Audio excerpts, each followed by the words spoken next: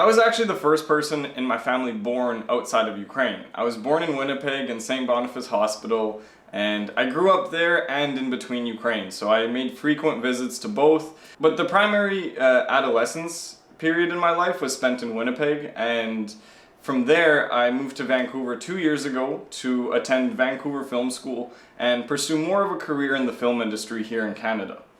So growing up and being from back and forth from Winnipeg to Ukraine, tell me, what are the most powerful memories that you have of that time?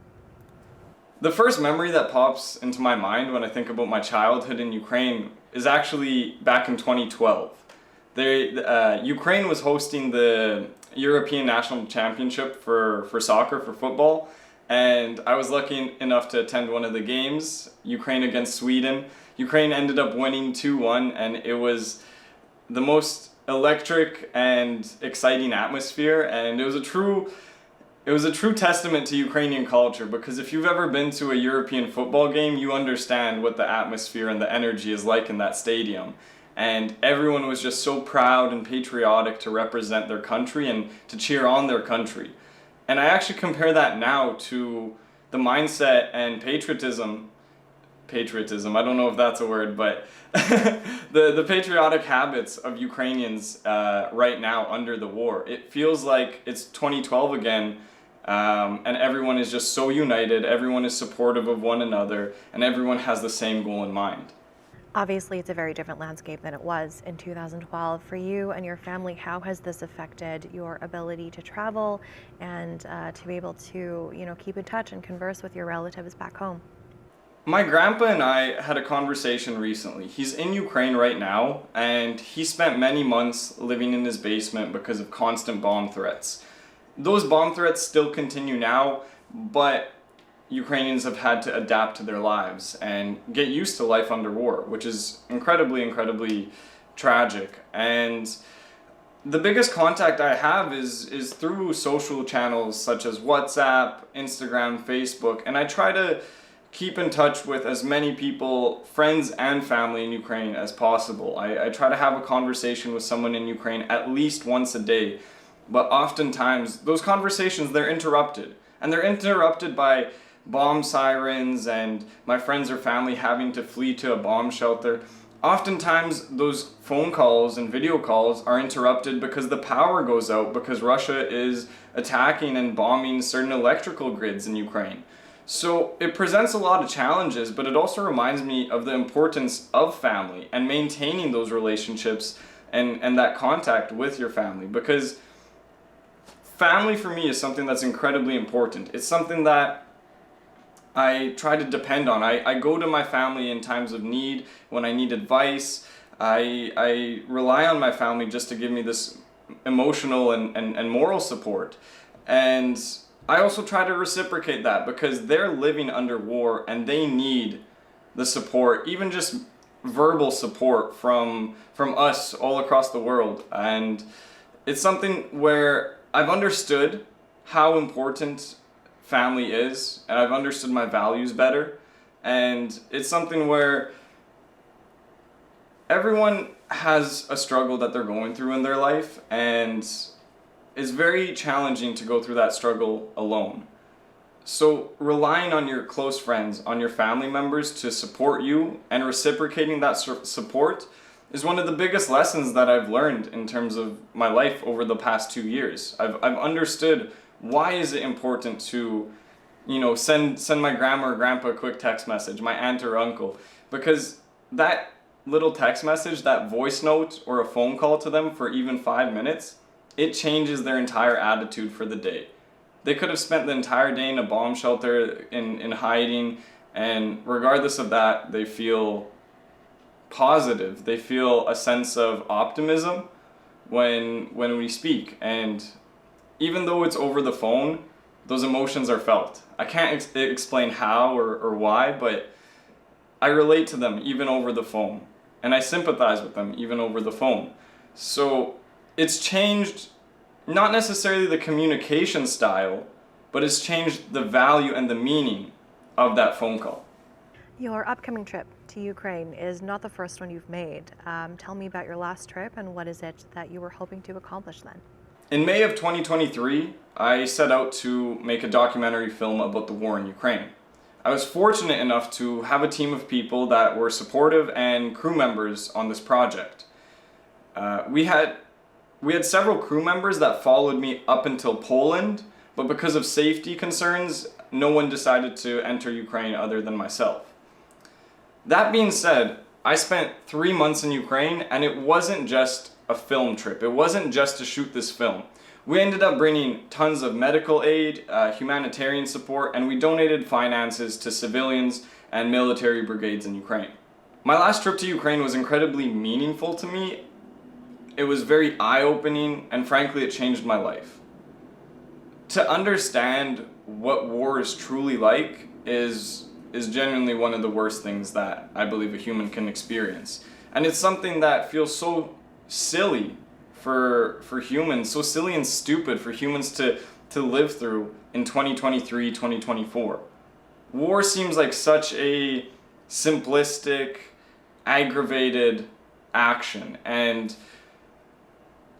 this war in Ukraine has caused hundreds of thousands of people to die, and unfortunately, I saw what that looked like on my last trip, and I documented it.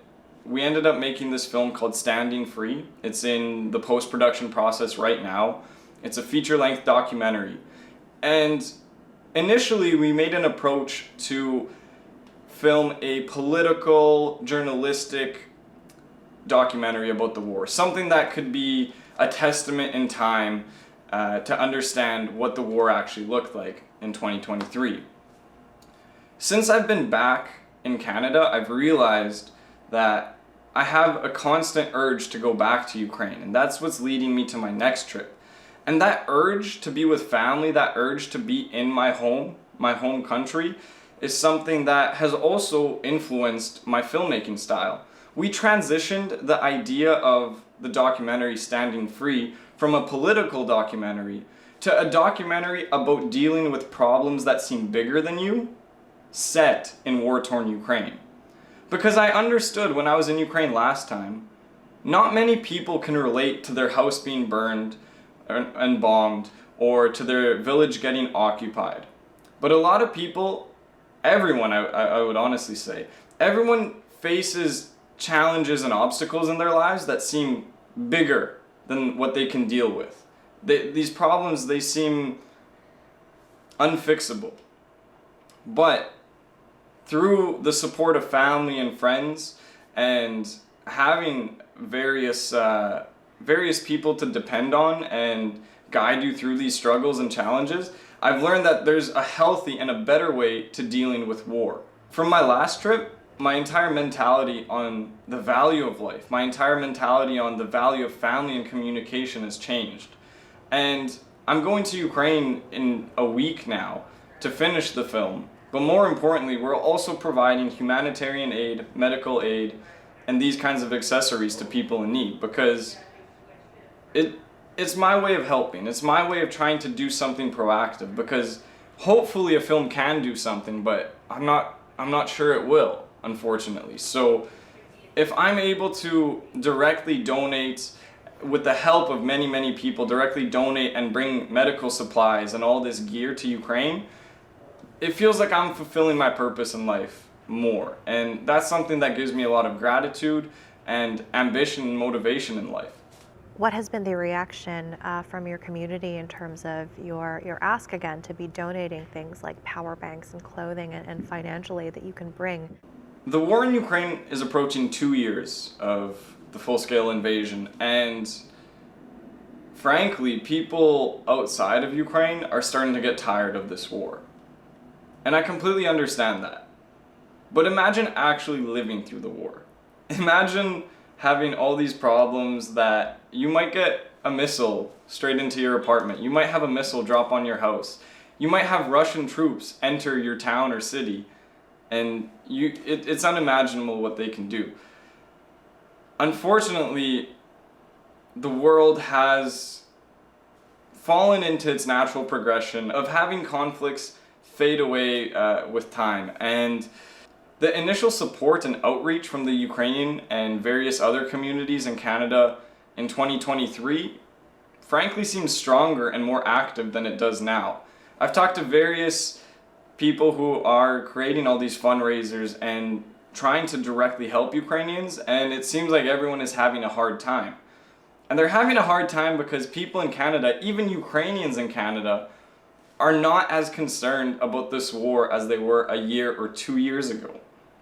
So there have been some challenges there, but my mentality at this point is, number one, to just be very proud and patriotic to my culture because it's very important to me and that's how I was raised. But number two, I want to be able to tell my kids, my family, that I was able to help and I actually contributed to problems that I felt like I could maybe fix a little bit, even if it's a little bit, because with these medical supplies that we're donating, it can literally save someone's life. I've heard stories from the last time we donated tourniquets, which are blood stoppers. It saved people from needing amputations, it saved people's lives, and that just creates opportunities for families to see their father again, for friends to see their veterans again, for civilians to see what war truly looks like and hear about that firsthand. So these donations are frankly so important because they truly have a tremendous impact on the future of people's lives in Ukraine. But at the end of the day, I understand everyone has their own problems they're dealing with, and everyone has their own obstacles that they need to find a way to get around. That being said, I've found, especially in this last year, where if you feel helpless, oftentimes helping someone else, helping someone in need, is going to put a lot of peace to your soul, and it's going to help you feel better. So that's my whole mindset towards these fundraisers. But frankly, I wish they were going better. I wish they were a little more active, but that's where I need to pick up some slack on my end. And I think once I'm in Ukraine and people can directly see this connection and how this is beneficial for people, I think people's mindsets will change a little bit. And I just want people to know and understand that you might feel helpless, but there are little things that you can do that'll genuinely change someone's life for the better. So once you get there, once you land, what is the plan? So to get into Ukraine, you're not able to just fly into there. They have a no-fly zone. So I need to fly through Vancouver to London, London to Warsaw, and from Warsaw I take a train into Ukraine. That train is supposed to get into Kyiv around 1 p.m. and my plan is to go directly to my editor's house and start working and completing this film together. We've already laid out an entire graphic of my schedule while I'm in Ukraine, and the following days are going to be dedicated to filming various interviews and taking visits to military bases and dropping off the donations that we've raised over the last few weeks. So this trip, at the end of the day, it is something where we want to raise finances and we want to raise medical equipment to bring to Ukraine, but I also selfishly took this trip to finish off my film and have a more intimate connection with my editor who's in Ukraine, with my composer who's in Ukraine. They're living under war right now and their work is having to be put on hold almost every day because of constant bomb sirens and evacuation threats. That being said, we have a plan as to how we can finish the projects and all of the goals that we've set out to achieve. But without the support of so many people, without the support of the Ukrainian community here, various different nationality groups here in Canada, we couldn't be doing this trip and raising these supplies to donate. But that being said, I'm also hoping to finish off the film on my 2-week stay in Ukraine because my hope is that this film can genuinely bring more positive awareness and understanding to the ongoing war in Ukraine. Will you also be taking some time to see some family members while you're there? Where I'm going to be working and staying in Ukraine is very, very close to family. And actually the interviews that I need to reshoot to finish off the film are with family members. So family is a very important part of my life, and There are certain limitations that I try to keep personal, and I try to keep a little bit more secluded into myself in regards to displaying that in the film and on various social platforms. But that being said, some of my family members also have incredibly tragic and stories, but also moments and stories of perseverance and hope.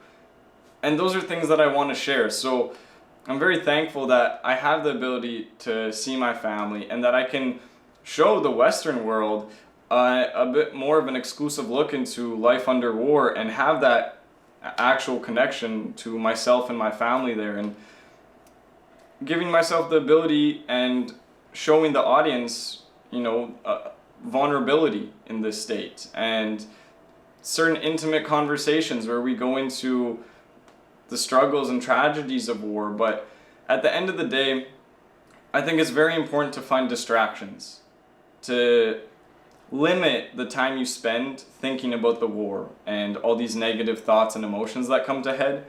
So me seeing my family is a bit of an escape of that. I play chess with my grandpa. I have, Ukrainian traditional meals with my aunt and have hour-long conversations with her. And we don't even talk about the war. We just talk about life. We talk about their lives before. We talk about my life.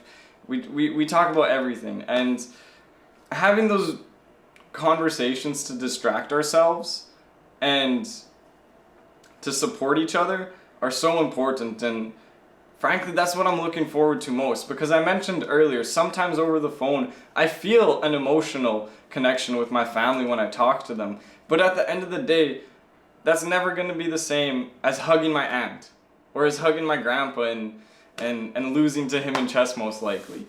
But it's one of those things where family is very important to me, and of course I'm going to see them and spend lots of time with them, but there's also certain ambitions and goals that I've set out in Ukraine where we have an ability to showcase and reach an audience in the Western world to show the war. So it's going to be a bit of a mix between work and family, and I'm excited to see them. That's really all I can say on that end. So you're finishing off your documentary during your 2 weeks. What are you hoping in terms of a premiere date? Shooting a documentary turns out to be a very long process, and it's been an amazing and very informative, educational journey throughout, and I've enjoyed honestly every aspect of it, even the terrifying and scary moments. But that being said, we're editing the documentary right now and we're approaching the end of it. But the documentary still has to go through various film festivals, and we're hoping to premiere in Europe this summer, and then bringing the documentary to premiere in Canada in the early fall. So I'm so excited to hopefully do a premiere in Winnipeg and Vancouver and maybe a few other cities in Canada, because genuinely, this film could not have been made without the support of so many people. And I am just so excited to showcase this work, because this is not my film. This is a film that has been made by so many people. So many people have contributed and added their thoughts, their values, their contributions to the making of this film. And I have nothing but gratitude and appreciation for that. So I'm trying to get the film out and ready as soon as possible for the public to see, but we're expecting that to be in the early fall here in Canada. Do you have a message for Ukrainian Canadians or Ukrainians that are in Canada, whether that be in Ukrainian or in English, that you would like to share? I have a message that maybe isn't necessarily directly to just Ukrainian Canadians, but Canada as a whole is a country that is built on diversity and so many beautiful and amazing cultures and traditions. Something I've learned over the last 2 years is the importance of my language. Preserving my language, preserving my culture through Canadian traditions and through Canadian events is something that is incredibly important, and it's something that allows the diasporas here in Canada to thrive and to continue their cultures. So my piece of advice to really any immigrants in Canada is be proud of your culture. It's so beautiful, it's so important and precious, and it's up to you to preserve your culture. You can't rely on other people to keep to keep your culture alive. You have to, at some point, you're going to have to take it into your own hands and see what you can do to benefit your culture, your community. Because at the end of the day, it all comes back to who you are as a person, and your ancestry is a huge part of that. Your ancestry, your history, it builds you as a person. And just continuing to preserve your traditions, your cultural habits, is something that is so important here in Canada, because we're a country of immigrants. We're a land that is supposed to support one another's cultures and shine a light on them, because it's important to do that, and without that, the world would be a lot more boring. It's like the world without art. The world without art is so dry and dull. The world without your culture is also so dry and dull. I'd say the importance of preserving your language, your culture, going to cultural events, watching films from your culture is something that I believe is a timeless act, and something that can truly benefit your country's economy from supporting it in that way. And cinema is also art. It's a form of art, and I think for a lot of filmmakers, their way of preserving their culture is through film, and that's how I view my job. So I just hope that people from every kind of nationality can watch my film, and it makes them more proud of their culture. This film isn't about being Ukrainian. Yes, it's set in Ukraine. Standing Free as a documentary is set and mainly shot in Ukraine, but as a whole, it's about the importance of preserving your culture, your heritage, and your ancestry. And I think that's one of the most important things that we can abide by here in Canada.